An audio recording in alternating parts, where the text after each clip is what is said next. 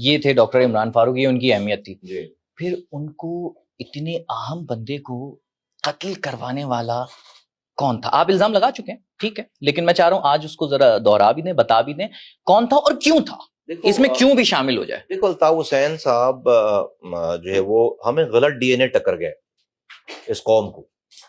وہ بیسیکلی ایک criminal mind آدمی ہے اور مافیاز جیسے کام کرتے ہیں. تو مافیاز میں یہ ہوتا ہے کہ جو زیادہ پاپولر ہونے لگتا ہے اس کا جو ہے وہ کام اتر جاتا ہے. الطاف حسین صاحب کے آگے جو ایسا آدمی تھا کہ جو ان کے سامنے کھڑے ہو کر ان کی غلط بات کو پہ سوال کر سکتا تھا، وہ دنیا سے چلا گیا، وہ دنیا سے فارغ ہو گیا.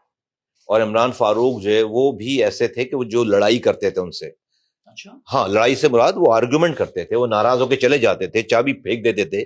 یہ تو سارے ایم کیو ایم کے آج کے جو اس وقت کے سارے لوگ ہیں سب کو پتا ہے. تو جس وقت ان کا قتل ہوا ہے اس وقت بھی وہ ناراض تھے، وہ نہیں آتے تھے سیکرٹریٹ اس کا. اور عمران فاروق لندن میں رہتے ہوئے کوئی 4 5 6 دفعہ ایسا ہوا ہے کہ وہ کئی مہینوں کئی ایک 2 سالوں تک وہ ناراض رہتے تھے. پھر کوئی بیچ کے لوگ جاتے تھے، دونوں میں صلح کرواتے تھے اور پھر وہ واپس آتے تھے، ان کو معافی تلافی ہوتی تھی اس طرح کی. تو یہ چلتا رہتا تھا سارا. تو اس زمانے میں بھی وہ جو ہے وہ اس طرح تھے. تو الطاف حسین صاحب کے ساتھ تو اگر کوئی سوال کر لے تو وہ تو پھر نظروں میں آ جاتا ہے. تو وہ تو نظروں میں تھے. تو ان کو اتنی لیبرٹی تھی؟ ہاں نہیں لیبرٹی نہیں، وہ ساتھ کے لوگ تھے نا. اب آپ کے جو کولیگ ہیں، آپ کے 2 سال بعد جس نے جوائن کیا ہو یا 5 سال بعد جس نے جوائن کیا، جس نے پہلے دن جوائن کیا ہو، اس کی انڈرسٹینڈنگ میں اور اس کی انڈرسٹینڈنگ میں زمین آسمان کا. یہ جب کچھ نہیں تھا پارٹی میں تو یہ 4 5 6 7 لوگوں میں شامل ہیں. تو ان کا، اور بھائی کسی کو آپ کوئی عہدہ دے دیں یا چیزیں کر دیں تو الگ سی بات ہے نا. لیکن وہ کیسے جو ہے وہ کوئی ویسے تو فالوور یا ویسے تو کارکن نہیں تھے نا. وہ تو بھائی دوسرے لوگ تھے، ہم جیسے لوگ تھے ہوں گے اس طرح کے.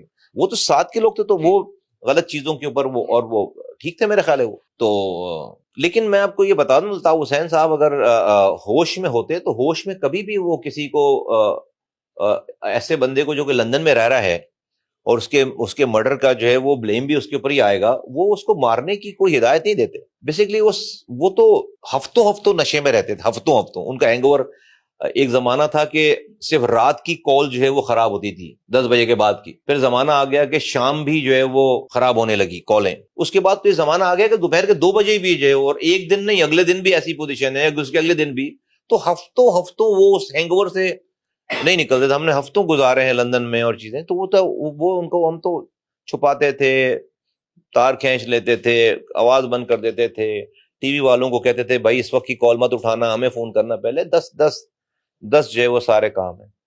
تو وہ نشے میں دھو. تو انہوں نے اسی طرح سے دماغ میں تو چل رہی تھی ان کے. انہوں نے کسی جو ٹیمیں ہوتی ہیں مارنے والی، اس میں سے ایک ٹیم کو جو ہے انہوں نے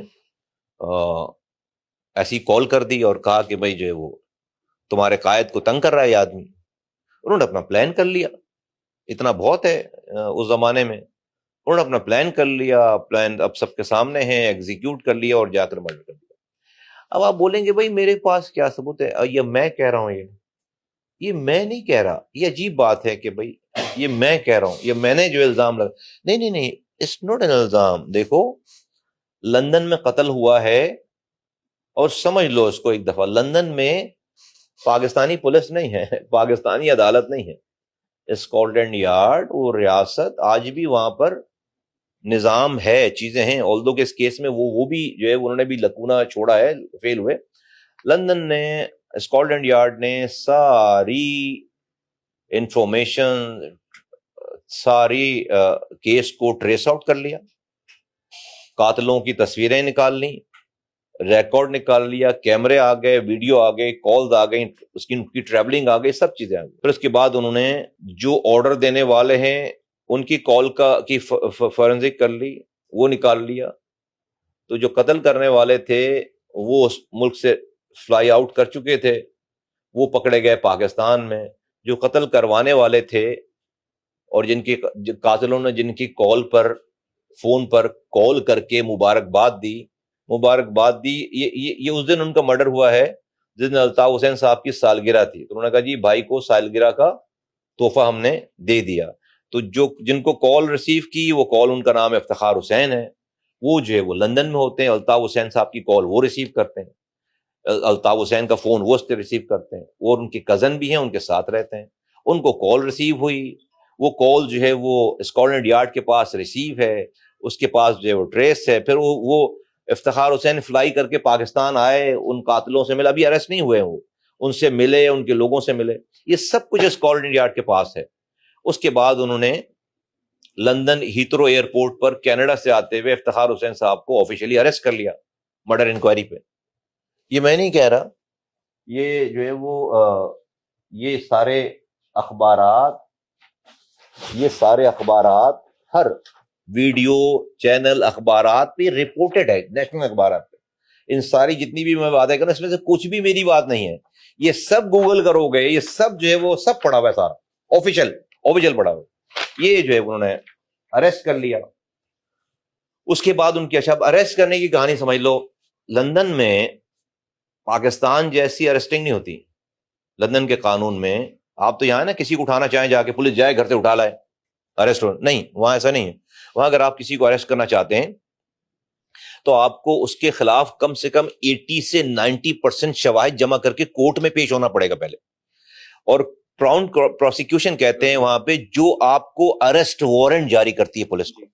جب تک آپ اس کو ثابت نہیں کریں گے کہ آپ کے پاس انف پروف ہے, جب تک آپ کو اریسٹ وارنٹ مل نہیں سکتے. ورنہ تو آپ وہاں تو پولیس کو بھی سو کرتے ہیں نا, پکڑ ہی نہیں سکتے آپ کو. تو آپ امیجن کریں کہ افتخار حسین کو مرڈر کیس میں وارنٹ لینے کے لیے انہوں نے 90% جو ہے وہ ثبوت انہوں نے دکھائے ہوں گے تو وارنٹ ملے ہوں گے نا, کورٹ سے آرڈر ملتے ہیں وہاں پہ اریسٹ کرنے کے. تو اریسٹ ہوئے, آفیشیل اریسٹ ہوئے. اور اس اریسٹ کے بعد جو ہے ان کا کیس چل رہا تھا. اور وہ پھر جب یہاں جو مارنے والے تھے جب پاکستان پکڑے گئے تو برطانیہ نے کہا کہ بھائی, پولیس نے کہا کہ آپ ان کو ہمارے حوالے کر دیں تاکہ ہمارے پاس ماسٹر مائنڈ ہمارے پاس ہے, یہ آ کر جو ہے وہ بتائیں گے, بیان دیں گے, اور وہ سارا کولیبریٹ ہو جائے گا. لیکن پاکستان اور برطانیہ میں قیدیوں کے ٹرانسفر کو شفٹ کرنے کا کوئی ایگریمنٹ موجود نہیں ہے. تو اس وجہ سے پاکستان نے ان پکڑے جانے والوں کو برطانیہ کے حوالے نہیں کیا. تو کیا ہوا کہ برطانیہ کی اسکاٹلینڈ یارڈ, ان کی اسٹیٹ ڈپارٹمنٹ, ان کا ہائی کمشنر, ان کا ایمبیسڈر, وہ سب لوگ پھر پاکستان انہوں نے تمام آئے, ان کو ایکسس دیا گیا ان قاتلوں کے ساتھ.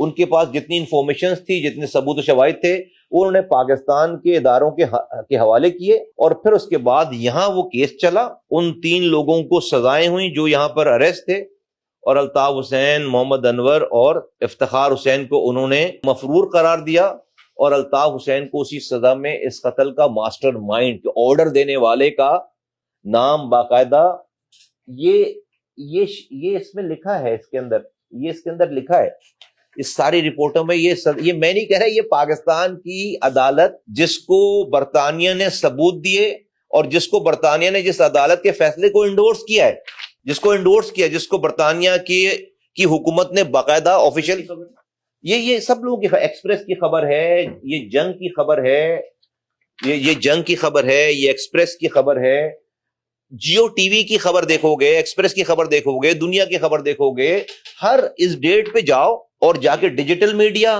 الیکٹرانک میڈیا, اور جو ہے وہ سوشل میڈیا, سب پہ جا کر دیکھو, گوگل کرو, جو ہے وہ ساری باقاعدہ آفیشیل رپورٹس جو ہیں وہ چھپی ہوئی ہیں. تو یہ مصطفیٰ کمال نہیں کہہ رہے.